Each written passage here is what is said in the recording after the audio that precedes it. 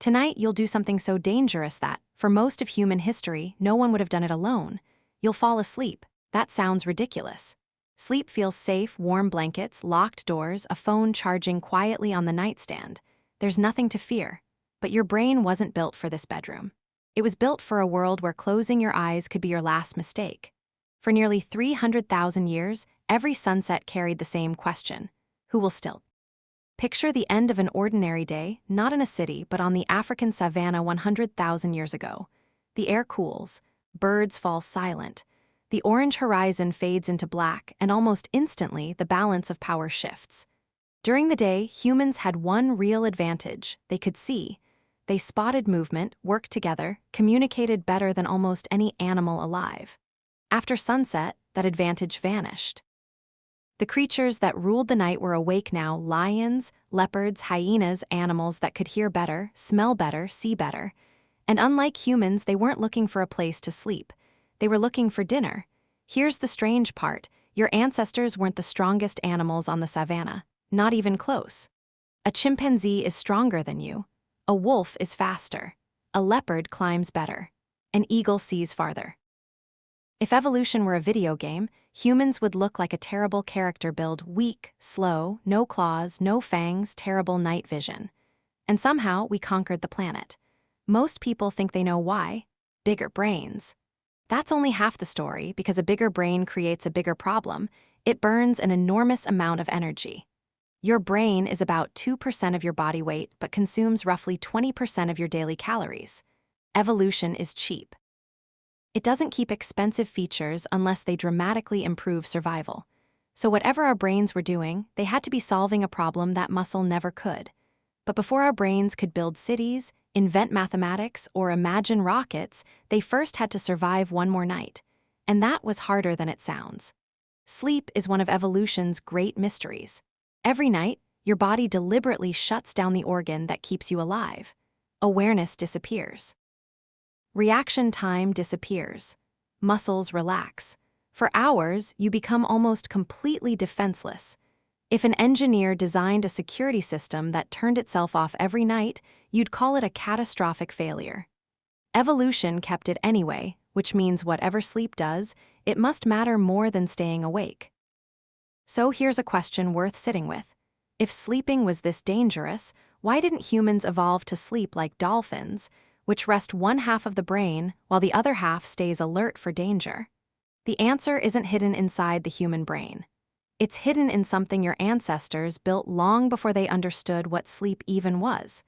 They built an evening. And that accidental invention changed the future of our species. The fire wasn't the invention.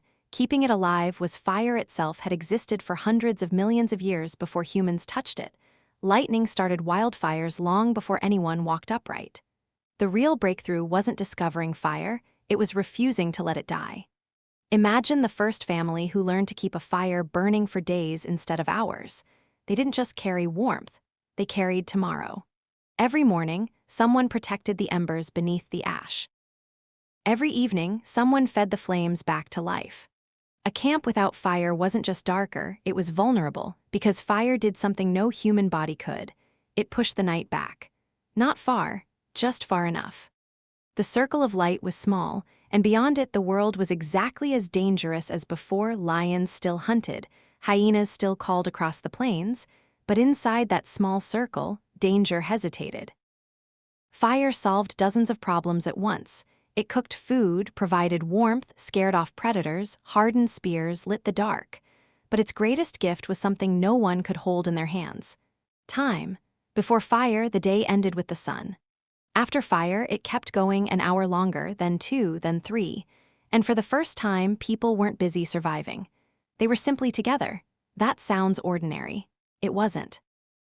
During the day, everyone had a job: someone hunted, someone carried water, someone watched the children, someone scanned the horizon.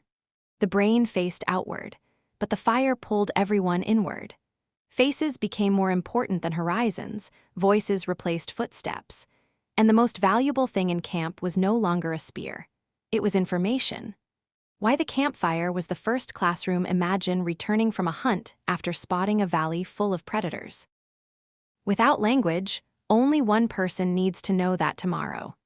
But if the whole group hears the story tonight, everyone survives tomorrow. One experience becomes 20, one mistake becomes 20 lessons. Knowledge stopped dying with the individual, and that may have been humanity's single greatest evolutionary advantage. We're less a species of remarkable individuals than a species of collective intelligence, where 100 people sharing what they know become something no lone genius ever could. That process didn't start in libraries. It started around fires, where nobody knew they were teaching. An elder described an animal's tracks. A mother explained which plants made children. A hunter demonstrated a new way to shape a spear point. And someone, almost certainly, exaggerated the story to make it stick, which helped more than it hurt, because your brain isn't built to remember perfect accuracy. It's built to remember emotional weight. A frightening story about a river where someone disappeared gets remembered for decades. A flat instruction like, "Don't go near that river," gets forgotten by tomorrow. Stories weren't entertainment around that fire. They were survival technology. And then something unexpected happened. Those survival stories became myths, heroes, ancestors, impossible creatures, the first unanswerable questions. Why does the sun return? Why do people dream? What happens after death? The evening had given humans something new, time to wonder. And curiosity may be humanity's most profitable habit. Every discovery starts with someone noticing something strange and asking why. And around those fires, people had, for the first time, enough free time to ask. The fire that rewired the body, there was a quieter change happening in the firelight too. The anthropologist Richard Wrangham has argued, and it remains a widely discussed but not universally settled hypothesis, that cooking transformed human evolution by making food dramatically easier to digest. Less time spent chewing raw roots and tough meat meant more energy extracted per meal, and that surplus energy had somewhere to go: the brain. Larger brains produced better ideas produced better tools found more food, and more food supported even larger brains, one of the more compelling feedback loops in the story of our evolution. Fire didn't make humans intelligent. It made intelligence affordable. And yet, even with warm food, brighter nights, better stories, and growing minds, the fire eventually burned low. The conversation faded. One by one, everyone closed. Which brings back the bigger mystery. If sleep made humans this vulnerable, why didn't evolution find a safer way to do it? Nobody had to volunteer. If you'd walked past a camp 50,000 years ago, you might have noticed something odd. Not everyone was asleep. Someone was feeding the fire. An older woman stared into the dark. A young hunter woke briefly, looked around, and closed his eyes again. It looked unorganized. It wasn't. It may be one of evolution's most. For years, researchers assumed someone had to be assigned to keep watch. But work by the anthropologist David Sampson, studying the Hadza people of Tanzania, found something more surprising. There's almost never a moment when the entire group is asleep at once, not because of any rule or rotation, but because people simply sleep differently by nature. Teenagers stay up later. Older adults wake earlier. Some people rouse several times a night, others sleep straight through. None of that means much individually. Together, it forms something like an invisible watch system. At midnight, 3 people are still awake. By 2, they've drifted off, but someone else has stirred. By 4, another person is up feeding the fire. No guards, no schedule, just biology quietly solving the problem before anyone knew there was one. Humans didn't survive because any one person was exceptionally strong. They survived because the group behaved like a single organism, one pair of eyes closing while another opened, one heartbeat slowing while another stayed alert. Lions trusted their strength. Humans trusted each other. Maybe that's why sleeping alone still feels strange. Why a child runs into their parents' room after a nightmare. Why an empty house can feel unsettling at 2 a.m. even with every door locked. Your logical mind knows you're safe. Your ancient brain. It's been asking that question for a few 100,000 years, and it hasn't learned a new one yet. The brain that never actually rests even with someone awake nearby, another mystery remained, because inside the sleeping brain, nothing was actually quiet. In the 1950s, researchers noticed something strange in sleeping volunteers. Their eyes darted rapidly beneath closed lids, their brains lit up with electrical activity, their heart rate and breathing turned irregular. It almost looked as if they were awake. This stage became known as REM sleep, and it overturned the old idea of sleep as simple shutdown.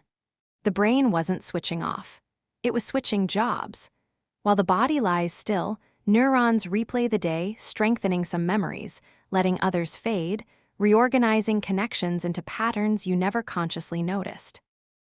The sleep researcher Matthew Walker has described this process as something like overnight therapy. Experiences that felt overwhelming during the day often feel more manageable after a full night's sleep, because the brain seems to separate the memory from its emotional charge. The memory stays. The weight lightens, which may explain something almost everyone has felt, a problem that seems impossible at midnight looking manageable by morning, not because the problem changed.